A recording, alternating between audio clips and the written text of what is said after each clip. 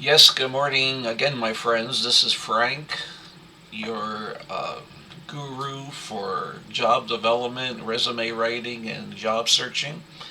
Um, I've been doing a series on various techniques and training for your next job, and hopefully, some of the tips that I have shared, perhaps you're starting to apply them in your own job search, and I hope it's working.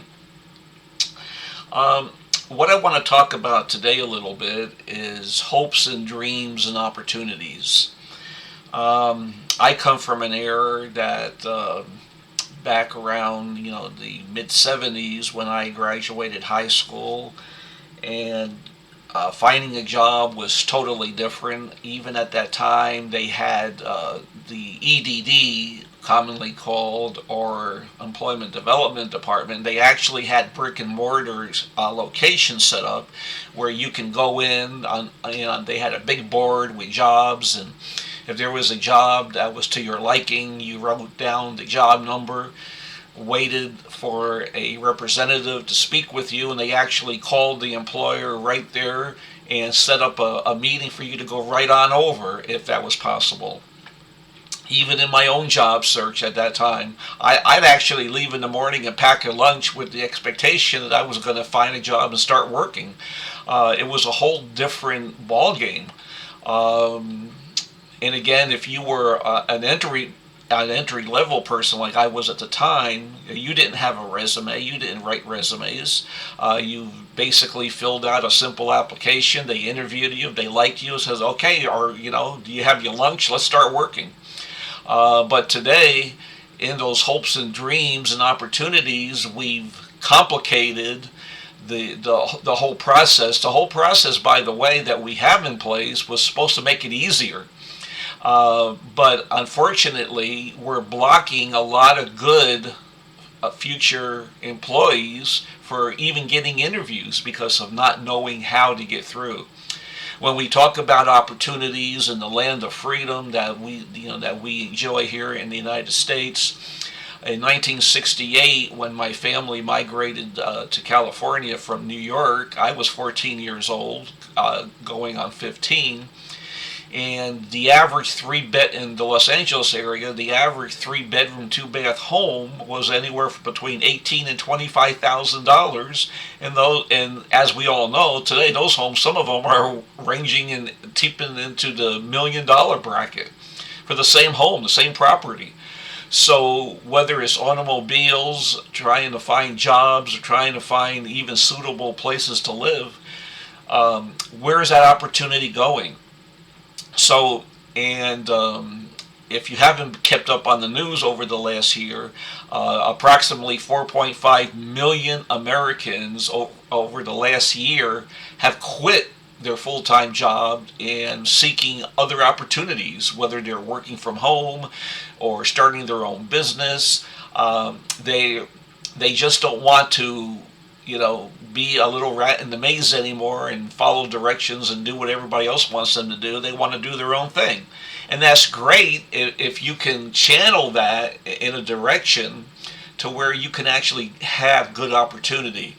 I was speaking with a young lady, her and her family, when she was working before the pandemic. She was bringing home 37,000 a year after taxes, and so she was working from home. She began to develop her own business, and you know what?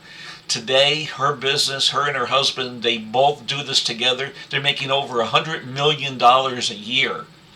Okay, in less than 2 years starting their business. Now, does everybody do that? Of course not.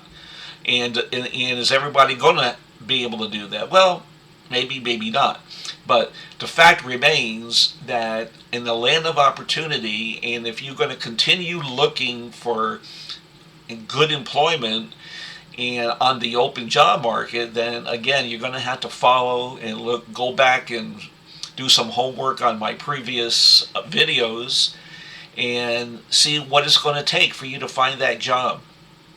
Some of you out there, I know you write to me and you're saying that you're discouraged, and you say, well, Frank, all your little tips, they all sound well and wonderful, but I don't see that actually working in my own life. So again, you have to take what I'm saying, and you have to learn how to apply it in networking and being creative and thinking outside the box. A few years back, we began using a new word terminology called re-engineering yourself. And it's not uncommon today, by the way, that even professionals, people like doctors and attorneys, which is unheard of, after so many years, they're leaving their practices and they want a different career. And again, that's unheard of. I mean, if you became a doctor, that was what you were going to do the rest of your life, probably, right? So it's not uncommon today to change careers 2 or 3 times in your life. And in order to re engineer yourself, you have to think about where you're at, where you want to be, and where do you want to be in 5 years. And and by the way, that's one of the most favorite questions interviewers ask today. Where do you see yourself in 5 years? And why do you think they even ask that question?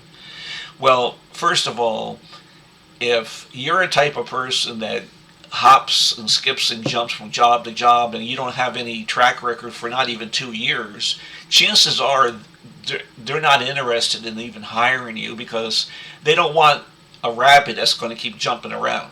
Okay, so one of the reasons why they're going to ask you, where do you see yourself in 5 years, is they want to see if there's the potential for growth with you, with their company.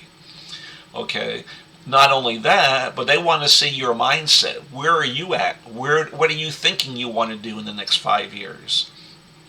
And by the way, there's nothing. I've been in interviews, and I've even some of my staff members. After a while that I get to know them, I'll even encourage them. Well, right now this is where you're at, and I understand that this is where you want to be. So let me see if I can even help you in that career move. And believe me, I've always been a manager that has always been big on developing, my staff. And if they want to be somewhere, I'm more than happy to help them. As long as they're serious about where they want to go. So in this land of opportunity that we talk about, I think sometimes we need to take a step back and let's look at some people that migrate from other countries, and when they come here, and look at the great disadvantage a lot of them are at. Some of them can't even speak English. And yet they come here in a matter of a few years. They learn enough English to get by. Maybe they even start their own business. But you got to remember one thing about folks like that. And I've met with them. I've talked with them. I'll give you an example. There was a lady, her and her family. They migrated here from Taiwan, I believe it was. And in a matter of a year, they saved up enough money and they actually opened up a little donut business. But you know what? They brought in the cousins and the uncles and everybody else. It's a family affair. And they put in over 17, 20 hours a day, and most of the time 7 days a week. Quite frankly, folks, we're not that kind of caliber of person. Most of us Americans, we want to punch in, punch out, go home, and do our thing. But again, if you're serious at all about owning and operating your own business, or looking about leaving your job that you're at right now, you're going to have to think about what it is you're going to have to put in to get to where you want to be. Nothing comes easy. Sorry. I've tried it along with many other people. Nothing will ever come easy, so just get used to it. Get used to frustrations, and some of it is good for us. Some stumbling blocks in our way are good for us. It helps our growth. And if everything came simple, then we wouldn't know what to do in the hard times. So again, folks, in this little video that I made today, think about opportunity, think about hope and your dreams and where you want to be. Thank you and have a great day.